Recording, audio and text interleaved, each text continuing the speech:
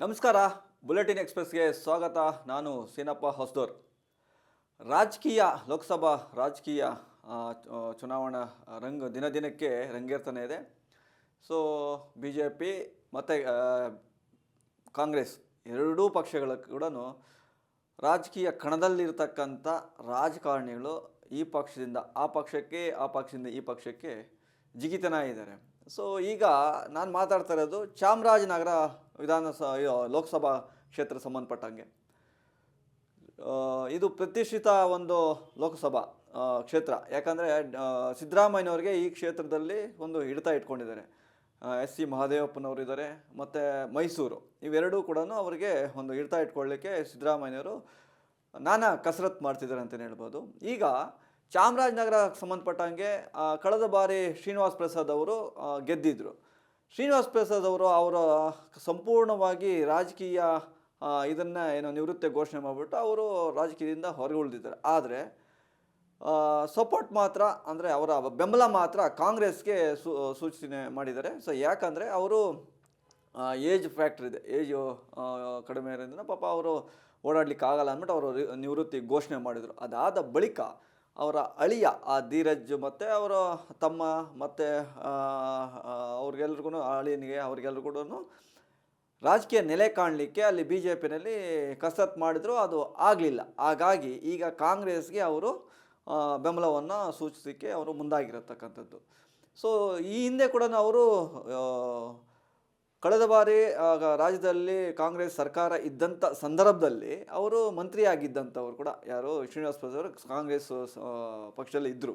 ಆಮೇಲೆ BJPಗೆ ಹೋಗ್ತಾರೆ, ಅಲ್ಲಿ ಸಂಸದರಾಗ್ತಾರೆ. ಸಂಸದರಾಗಿ ಅವರು ಏನು ಪಾರ್ಲಿಮೆಂಟ್ ಕೂಡ ಹೋಗೋದಿಲ್ಲ. ಸೊ ಅವರು ಕೂಡ ಏಜ್ ಫ್ಯಾಕ್ಟ್ರಾಗಿ. ಸೊ ಈ ಹಿನ್ನೆಲೆಯಲ್ಲಿ ಚಾಮರಾಜನಗರಕ್ಕೆ ಸಂಬಂಧಪಟ್ಟಂಗೆ ಬರೋಬ್ಬರಿ 35 ಜನರನ್ನು ಕಾಂಗ್ರೆಸ್ ಪಕ್ಷಕ್ಕೆ ಸೆಳೆಯಲಿಕ್ಕೆ ಅವರು ಮುಂದಾಗಿದ್ದಾರೆ. ಅಂದರೆ ಅವರ ಬೆಂಬಲಿಗರು ಎಲ್ಲರನ್ನೂ ಕೂಡ ಅವರು ಸೆಳೆಯಲಿಕ್ಕೆ ಮುಂದಾಗಿದ್ದಾರೆ. ಎಲ್ಲ ಒಂದು ಕಡೆ ಇದು BJPಗೆ ಹಿನ್ನಡೆ ಆಗುತ್ತಾ, ಅದು ನೋಡಬೇಕಾಗುತ್ತೆ. ಅಂದರೆ ಇದು ಚುನಾವಣೆ ಬಂದಂಥ ಸಂದರ್ಭದಲ್ಲಿ ಎಲ್ಲ ಪಕ್ಷಗಳಲ್ಲೂ ನಡೆಯುವಂಥದ್ದೇ ಇದು. ಸೊ ಇದು ಒಂದಿಷ್ಟು. ಆದರೆ ಇನ್ನು ಮೈಸೂರು ಕ್ಷೇತ್ರಕ್ಕೆ ಸಂಬಂಧಪಟ್ಟಂಗೆ ಹೇಗಾದರೂ ಮಾಡಿ ಮೈಸೂರಿನ ಹಿಡಿತವನ್ನು ಹಿಡ್ಕೊಳ್ಳೇಬೇಕು ಅನ್ನೋ ಒಂದು ಕಾರಣಕ್ಕೆ, ಲಕ್ಷ್ಮಣ್ ಅವರನ್ನು ಗೆಲ್ಲಿಸಲೇಬೇಕು ಅನ್ನೋ ಕಾರಣಕ್ಕೆ 3 ದಿನಗಳ ಪ್ರವಾಸವನ್ನು ಕೈಗೊಂಡಿದ್ದಾರೆ CM ಸಿದ್ದರಾಮಯ್ಯನವರು. ಅಲ್ಲೇ ಬೀಡು ಬಿಟ್ಕೊಂಡು ಅಲ್ಲಿ ಇರ್ತಕ್ಕಂಥ ನಾಯಕರು, ಪ್ರಬಲ ನಾಯಕರು ಯಾರ್ಯಾರಿದ್ದಾರೋ, ಪಂಗಡಗಳ ನಾಯಕರು ಯಾರ್ಯಾರಿದ್ದಾರೋ ಅವರೆಲ್ಲರನ್ನೂ ಕೂಡ ಕಾಂಗ್ರೆಸ್ ಪಕ್ಷಕ್ಕೆ ಸೆಳೆಯಲಿಕ್ಕೆ ಮುಂದಾಗಿದ್ದಾರೆ.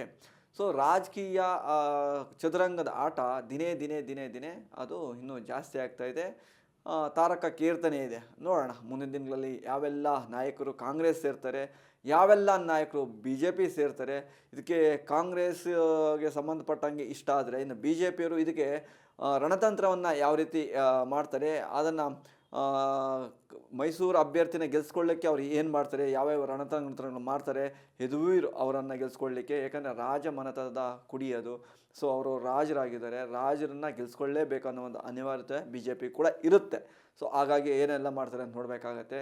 ಚಾಮರಾಜನಗರ ಕೂಡ ಅಲ್ಲಿ ಕ್ಷೇತ್ರ ಅದು BJPಗೆ, ಅದನ್ನು ಉಳಿಸ್ಕೊಳ್ಳಿಕ್ಕೆ ಅವರು ಯಾವೆಲ್ಲ ರಣತಂತ್ರಗಳು ಮಾಡ್ತಾರೆ ಅಂತ ಕೂಡ ಕಾದು ನೋಡಬೇಕಾಗತ್ತೆ. ಶ್ರೀನಿವಾಸ್ ಪ್ರಸಾದ್ ಅವರು ಕಾಂಗ್ರೆಸ್ ಬಂದಿರೋದ್ರಿಂದ ಎಲ್ಲೋ ಒಂದು ಕಡೆ ಕಾಂಗ್ರೆಸ್ಗೆ ಅಲ್ಲಿ ಬಲ ಬಂದಂಗಾಗಿದೆ. ಆದರೆ ಇದಕ್ಕೆ ಪ್ರತಿವಿರುದ್ಧವಾಗಿ BJP ಏನು ಸ್ಟ್ಯಾಂಡ್ ತೆಗೆದುಕೊಳ್ಳುತ್ತೋ ಅದು ಕೂಡ ಕಾದು ನೋಡಬೇಕಾಗತ್ತೆ. ಸೊ ಮುಂದಿನ ದಿನಗಳಲ್ಲಿ ಇವೆಲ್ಲವೂ ಕೂಡ ನೋಡಬೇಕಾಗತ್ತೆ. ಅದಕ್ಕೆ ಏನೇ ರಣತಂತ್ರ ಮಾಡಿದರೂ ಯಾರಿಗೆ ಒಲವಿರುತ್ತೋ ಅವರಿಗೆ ಮತ ನೀಡ್ತಾರೆ.